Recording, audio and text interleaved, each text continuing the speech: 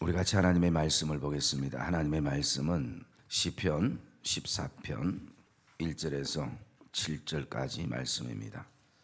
어리석은 자의 그 마음에 이르기를 하나님이 없다 하는도다. 그들은 부패하고 그 행실이 가증하니 선을 행하는 자가 없도다. 여호와께서 하늘에서 인생을 굽어 살피사 지각이 있어 하나님을 찾는 자가 있는가 보려 하신즉 다 치우쳐 함께 더러운 자가 되고 선을 행하는 자가 없으니 하나도 없도다. 죄악을 행하는 자는 다 무지하냐. 그들이 떡 먹듯이 내 백성을 먹으면서 여호와를 부르지 아니하는도다. 그러나 거기서 그들은 두려워하였으니 하나님이 의인의 세대에 계심이로다. 너희가 가난한 자의 계획을 부끄럽게 하나 오직 여호와는 그의 피난처가 되시도다. 이스라엘의 구원이 시온에서 나오기를 원하도다. 여호와께서 그의 백성을 포로된 곳에서 돌이키실 때에 야곱이 즐거워하고 이스라엘이 기뻐하리로다. 아멘. 우리 한번 따라합시다. 하나님이 어디 있느냐? 옆에 분들하고 고백합시다. 하나님이 어디 있습니까? 이 땅에는 참 많은 사람들이 살아갑니다. 어쩌면 한 인생으로 태어나서 죽을 때까지 이 땅에 있는 사람들을 만난다고 가정했을 때에 다 만나지 못하고 우리의 한 인생이 끝날 만큼 땅에는 참 무수히 많은 사람들이 제각기 나름대로의 삶을 살아가는 것입니다.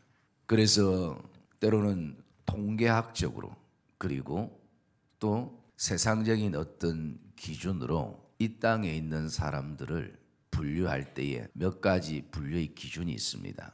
그 분류의 기준은 부유한 사람인가, 가난한 사람인가, 건강한 사람인가, 아픈 사람인가, 많이 배운 사람인가, 아니면 적게 배운 사람인가. 부자도 건강한 사람도 많이 배운 사람도 거기에는 이유가 있을 것입니다. 그리고 가난하고 병들고 많이 배우지 못한 사람도 나름대로 이유가 있을 것입니다. 어떤 분이 저에게 목사님은 만약에 세상에 수많은 사람들이 살아가는데 이 사람들을 굳이 분류한다면 어떻게 분류하시겠습니까? 라고 묻는다면 저는 딱 이 땅에 많은 사람들이 살아가지만 그 분류는 두 종류로 저는 분류를 하고 싶습니다. 한 종류는 하나님을 믿는 사람, 또 한 종류는 하나님을 믿지 않는 사람. 그래서 하나님을 믿는 사람도 거기에는 믿는 이유가 있을 것입니다. 그리고 믿지 않는 사람도 믿지 않는 데는 거기에는 이유가 있을 것입니다. 그런데 거기에 가장 그 분류의 어떤 기준점은 하나님의 존재에 대한 부분일 것입니다. 하나님이 계시느냐, 계시지 않느냐. 하나님이 계신다고 믿는 사람들은 신앙생활을 하는 것이고, 하나님이 계시지 않는다고 생각하는 사람들은 아무리 무슨 얘기를 해도 신앙생활을 하지 않을 것입니다.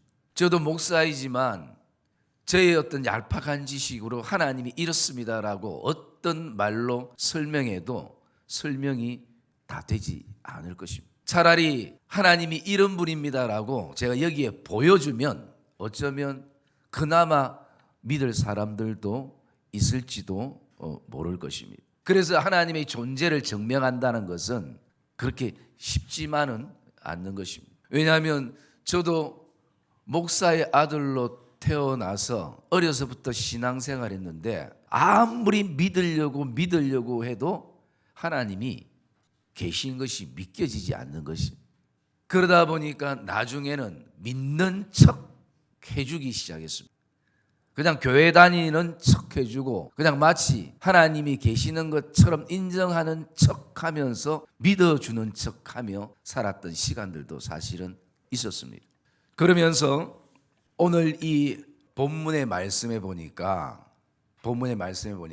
1절에 그의 마음에 하나님이 없다 하는 사람을 향해서 어리석은 자라 그렇게 말하고 있습니다. 그래서 하나님이 없다라고 그렇게 마음에 얘기하는 사람들은 성경에서는 어리석다라고 말씀하고 있다는 것이. 어느 날 제가 핸드폰을 이렇게 본 적이 있는데 핸드폰의 내용을 본 것이 아니라 이 비싼 핸드폰을 제가 구입해 가지고 이 기능을 내가 지금 몇 프로를 쓰고 있는가, 그것을 한번 질문해 봤습니다. 그 안에는 참 많은 기능들이 있는데 내가 오늘 그 기능들을 얼만큼 쓰는가 보니까 10%도 안 되는 것 같아요. 그런데 어떤 젊은 청년들은 그 기능을 80%, 90% 이상 쓰고 있는 것입니다. 알기 때문에 그 기능들을 쓰고 있는 것이. 저는 모르기 때문에 그 기능을 쓰지 못하는 것이에요. 그러나 제가 모른다고 생각을 하고 그 핸드폰을 바라보고 있지만 실제적으로 그 기능이 없는 것은 아니었다라는 것입니다. 거기에는 여전히 우리의 삶을 편하게 하는 수많은 기능들이 거기에는 들어있는 것입니다. 그러면서 저에게 한번 그런 질문을 해봤습니다. 사람이 만든 그 작은 기계도 내가 다 알지 못하는데 어떻게 내가 천지를 창조하시고 그리고 이 땅의 주인 되시는 하나님을 내가 오늘도 어떻게 다 알고 또 그 하나님이 어디에 계시는지 내가 어떤 얘기로 검증할 수 있을까? 그래서 예수를 믿는다는 것은 인간적인 어떤 생각으로 사실은 되어지지 않는 것입니다. 오늘 그래서 시편 기자는 이렇게 우리에게 단정하고 있는 것입니다. 마음에 하나님이 없다라고 얘기하는 사람은 어리석은 사람이다. 알지 못하는 사람이라는 것입니다. 깨닫지 못하는 사람이라는 것입니다. 그러면서 저는 내가 예수 그리스도 하나님을 어떻게 만났나는 것을 이렇게 쭉 여정을 바라보면서 제 안에 하나님이 살아계시구나라는 확신을 하나 가지게 되었던 시점이 있었습니다. 그때부터는 제가 스스로 믿음의 삶을 살고 신앙생활을 했던 출발점이 되었던 계기였습니다. 그것은 다른 것이 아니라 하나님의 사랑을 발견했던 시간이었습니다. 하나님이 나를 사랑하시구나라는 것을 깨달았던 시간들이었습니다. 그래서 그 하나님이 나를 얼만큼 사랑하시는가를 바라보니까 정말 더럽고 추악하고 악한 그런 나를, 선이라고는 조금 더 찾아볼 수 없는 나를 자신의 아들을 십자가에 내어줄 만큼 나를 사랑한다는 것이 나를 향한 하나님의 마음인 것을 발견하게 되었습니다. 그래서 하나님의 사랑이 이것구나. 우리는 이것을 가리켜서 기쁜 소식이라 얘기하고 이것을 복음이라, 굿뉴스라 그렇게 우리가 고백하고 얘기를 하게 됩니다. 제가 어느 날 하나님의 사랑에 대해서 묵상하면서 우리가 잘 알고 있는 그 솔로몬의 재판을 생각해 본 적이 있습니다. 그 내용은 이런 내용입니다. 두 여인이 있는데 거의 같은 시점에서 아이를 가졌고 또 출산을 했고 한 집에 살면서 그 아이가 4일쯤 되었을 때에 엄마 몸에 한 아이가 압박을 받아서 죽게 되어집니다. 그리고 그 죽은 아이를 산 아이와 바꿔놓게 됩니다. 한 여인이 일어나서 보니까 자신의 아이가 죽어 있는데 내 아이가 아닌 거예요. 부모는 자기가 낳았기 때문에 그 아이를 알지 않습니까? 하루가 됐든 이틀이 됐든. 그런데 산 아이를 가지고 시비가 붙은 겁니다. 서로 자기 아이라고. 이것이 솔로몬 왕에게까지 재판이 신청이 되었습니다. 그럴 때 솔로몬은 칼을 가지고 와서 반으로 잘라서 반은 한 여인에게 반은 한 여인에게 주라. 그럴 때에 이 아이의 가짜 엄마는 이렇게 얘기합니다. 예, 그렇게 해주십시오. 잘라서 반은 저를 주시고 반은 저 여인을 주십시오. 그런데 여러분 진짜 엄마의 대답은 뭔지 아십니까? 이 아이는 내 아이가 아닙니다. 죽이지 마시고 저 여인에게 살려주십시오. 지금까지는 내 아이라고 그렇게 얘기했었는데 아이를 죽이자는 순간 진짜 부모는 그 아이가 내 아이가 아닙니다. 저 여인에게 주십시오. 여러분, 진짜 부모의 마음 안에는 어떤 마음이겠습니까? 내가 비록 못 키워도, 내가 자주 못 봐도 그 아이가 살아 있었으면 좋겠다. 그 생명이 이어졌으면 좋겠다. 이것이 진짜 부모의 마음일 것입니다. 여러분, 저와 여러분을 향한 하나님의 마음이 이런 마음인 것을 저와 여러분이 기억하기를 주의 이름으로 축복합니다. 생명을 결코 가를 수 없는 것입니다. 쉽게 죽일 수도 없는 것입니다. 그렇기 때문에 하나님이 우리를 너무나 사랑하셔서 오늘도 나 대신 그 아들을 십자가에 죄값을 치르게 하시고 오늘 저와 여러분을 오늘 살게 하시는 것입니다.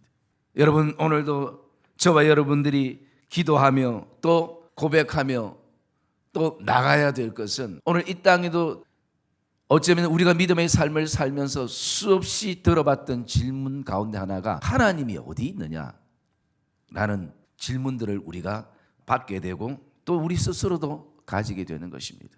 여러분, 그 마음 안에 정말 어리석음이 사라지고 하나님의 사랑을 깊이 깨닫는 은혜가 저와 여러분 안에 또 아직도 믿지 않는 가족이나 또 친인척이나 지인들 안에 있기를 주님의 이름으로 축복합니다. 그러면서 저는 그 하나님의 사랑을 알면서 확신하게 되었고 오늘 성경은 우리를 향해서 이렇게 말씀합니다. 5절에 보면 그러나 거기서 그들은 두려워하고 두려워하였으니 하나님이 의인의 세대에 계심이로다. 시편 기자는 하나님은 반드시 의인의 세대에 계심이로다 라고 말씀하고 있는 것입니다. 여러분, 저와 여러분이 오늘도 아직도 하나님의 그 존재에 대해서 머뭇머뭇거리고 그리고 확신이 없다면 정말 하나님의 깊은 사랑이 내 안에 입혀지기를 깨달아지기를 저와 여러분이 오늘도 하나님을 향해 나가는 복된 시간이 되기를 주님의 이름으로 축복합니다. 그러면서 오늘 하나님은 2절의 말씀에 보니까 여호와께서 하늘에서 인생을 굽어 살펴 지각이 있어 하나님을 찾는 자가 있는가 보려 하신다 라고 말씀합니다. 그래서 지금도 하나님은 우리 인생을 살피시면서 그 하나님께서 사람들을 찾게 되어지는 이것이 하나님의 사랑임을 우리가 알게 되어지는 것입니다. 우리가 잘 아는 요한 1서에 보면 하나님은 사랑이라 라고 말씀하고 있는 것입니다. 이 땅에 그 어떤 힘 있는 것으로 표현하기에 사실은 사랑은 좀 약한 느낌이 가져집니다. 어떤 권세나 능력이나 권력이나 이런 표현을 써도 사실은 충분한 분임에도 불구하고 하나님은 사랑이라. 여러분 주위에도 많은 분들이 여러 가지 어떤 종교를 가지고 있을 것입니다.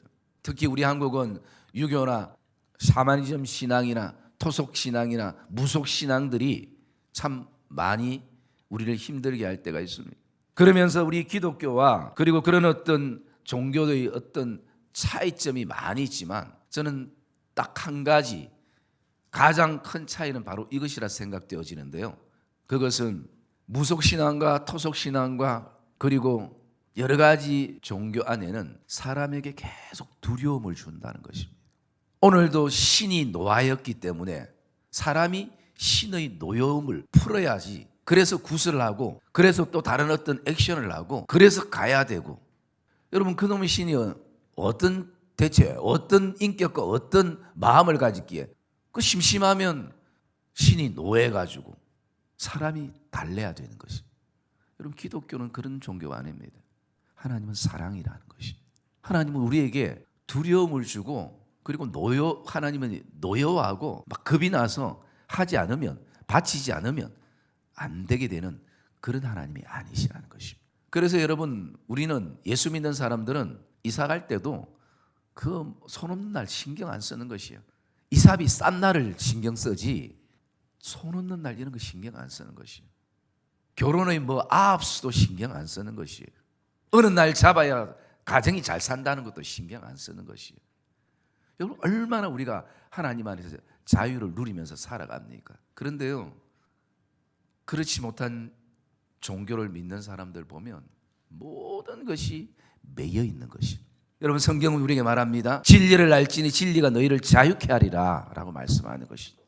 예수 그리스도를 알면 우리는 자유함을 누리는 것입니다. 여러분 혹시 우리 안에 하나님이 늘 노여워하는 하나님이기 때문에 오늘도 무서워서 신앙생활하고 있는 분들 안에 하나님의 사랑이 발견되기를 주의 이름으로 축복합니다. 그러면 우리는 그 사랑 안에서 우리가 믿음의 삶을 살아가게 되는 것입니다.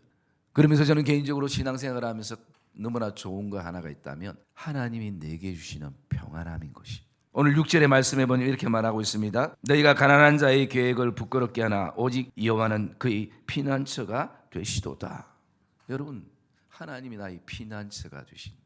도리어 하나님은 우리가 세상을 바라보면서 사람을 바라보면서 일어나는 일들과 환경을 바라보면서 두려워할 때 하나님은 도리어 우리를 향해서 사랑하는 아들아 따라 두려워하지 마라. 두려워하지 마라. 하나님이 우리에게 매일 말씀하시는 것이 두려워하지 말라는 것입니다. 내가 너희 피난처이다. 평안함. 이것이 우리에게 있는 것입니다. 그리고 하나님을 믿고 알게 되면서 제 안에 발견된 하나가 있다면 그것은 삶의 목적이 분명해졌다라는 것입니다. 예수님을 알기 전에는 그냥 세상 흐르는 가치 속에서 그렇게 살아갔지만 이제 그 십자가의 사랑을 알고 복음의 은혜와 능력을 알고 난 다음에 저한테는 분명한 삶의 목적과 방향을 깨닫게 되고 그리고 알게 되었다는 것입니다. 7절의 말씀에 있는 것처럼 이스라엘의 구원이 시온에서 나오기를 원하는도다. 여호와께서 그의 백성을 포로된 곳에서 돌이키실 때에 야곱이 즐거워하고 이스라엘이 기뻐하리로다. 예수 믿기 전에는 어쩌면 우리의 인생은 포로된 인생처럼 그렇게 살았습니다. 아무리 자유롭게 하는 것처럼 보여져도 끊임없이 저와 여러분이 인생의 발목을 붙잡고 있는 그 어떤 것이 있었다는 것이. 또 우리 내면 깊은 곳에서는 정말 우리 안에 깊은 쓴뿌리가 있고 상처와 아픔이 우리에게 있는 것입니다. 그래서 때로는 그것이 누군가에게 나 자신을 드러내고 싶지 않는, 그래서 끊임없이 내 인생의 벽을 담을 쌓게 되어지고 때로는 그런 어떤 소극적인 것뿐만 아니라 때로는 아주 공격적으로 되어져서 그것이 우리의 삶에 분노감이 되어지고 또 누구를 향해서 어떤 품지 말아야 될 마음들을 품게 되는 그런 삶을 우리가 살아갈 때가 많이 있는 것입니다. 그러나 이제는 포로에서 이제 하나님의 그 은혜 속에 시온을 향해서 예루살렘을 향해서 돌이키는 그 어떤 삶의 목적이 하나님을 만나고 하나님을 알 때 저와 여러분 안에 가지게 되는 것입니다. 사랑의 믿음의 성도님들, 그리고 오늘 또 어쩌면 교회에 첫 발을 디디고 오신 또 귀한 그 발걸음들을 주님의 이름으로 축복합니다. 오늘 저와 여러분이 제가 어떤 말로도 하나님의 존재를 증명할 수 없지만 분명 하나님은 그 걸음을 그냥 우리 스스로가 걸어온 걸음이 아니라 거기에는 분명 하나님의 인도하심이 있음을 기억하시고 오늘도 하나님의 사랑을 발견하는 이 복된 예배가 되시기를, 복된 인생이 되시기를 주님의 이름으로 축복합니다.